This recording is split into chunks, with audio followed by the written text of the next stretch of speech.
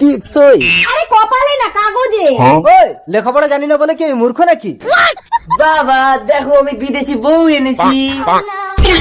ওই শালা বেটা, জমি বিক্রি করে লেখাপড়া শেখার জন্য বিলাতে পাঠালাম, আর তুই বিলাতি বউ নিয়ে চলে এসেছিস? Hello daddy. কি গো, বিলাতি বৌমা তো আমাকে দাদি বলছে। দাদি না বাবা, ড্যাডি, ইংরাজি ভাষা, ও তুমি বুঝবে না।